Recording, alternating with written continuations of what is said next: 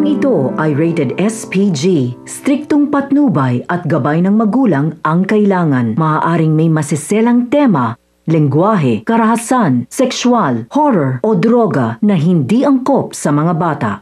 Nagpumilit si Moira na pumasok sa bahay ni Robert, sa kagustuhan ngang makuha nito ang mga dokumento na magpapatalsik at magpapaalis sa kanya sa Apex. Nang biglang tumawag nga itong si Zoe dito kay Moira at ibinalita ngang alam nitong si Giselle na nasa bahay nitong si Robert si Moira. At on the way na nga itong si Giselle papunta dito kay Moira. At kinakailangan na nga daw nitong si Moira na magmadaling makuha kung ano ang mga dapat kunin nitong si Moira sa bahay ni Robert. Kaya naman madaling-madali itong si Moira na umalis dala ang dokumento, ngunit pinigilan siya ng katulong. Pero hindi naman nagpatalo itong si Moira kaya naman tinulak niya ito dahilan ng pagkatumba ng katulong.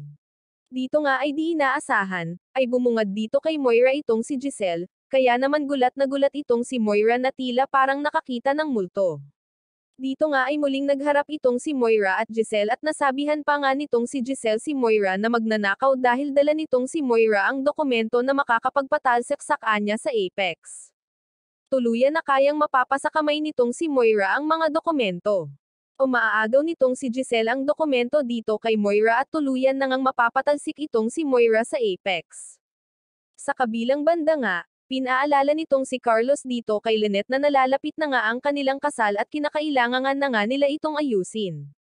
Ngunit tila wala nga sa mood itong si Lynette, dahil sa nakita niya nga ang kanyang anak na tila malungkot.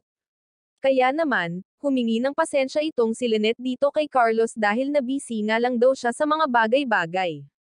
Dito nga ay tila halatang nagalit naman itong si Carlos dahil parang hindi na nga interesado itong si Lynette na ayusin ang nalalapit na kasal nila nitong si Lynette. Kaya naman, nakapagsalita itong si Carlos na palagi na nga lang itong si Annalyn ang inaatupag nitong si Lynette kahit na nga matanda na nga daw itong si Annalyn ay vine baby pa din nga nitong si Lynette. Kaya naman itong si Lynette ay tila nagulat nga sa mga sinabi nitong si Carlos laban dito kay Annalyn. Dahil nasaktan nga itong si Lynette sa mga sinabi ni Carlos dahil anak niya itong si Annalyn at bakit nga ganon na lang pagsalitaan nitong si Carlos. Unti-unti na ngang lumalabas ang tunay na kulay nitong si Carlos. At hanggang ngayon nga ay kaaway na ang tingin nito kay Annalyn. Hanggang kailan kaya mananahimak itong si Annalyn sa mga pinaggagawa sa kanyang pamemersonal nitong si Carlos? Dapat nga ay masabi na nitong si Annalyn kay Lynette ang lahat ng pinaggagawa nitong si Carlos sa kanya nang sa gayon nga ay makapag-isip-isip itong si Lynette, kung tama pa ba na magpakasal dito kay Carlos. Nalalapit na nga ang karma nitong si Moira, at malamang sa malamang ay pupulutin na nga ito sa basurahan ngayong nagbalik na nga din itong si Don Pepe, at hindi titigil ito makaganti dito kay Moira at makuha lahat ng inangkin nitong si Moira. Yan nga ang mga kaganapan na dapat nating abangan sa abot kamay na pangarap.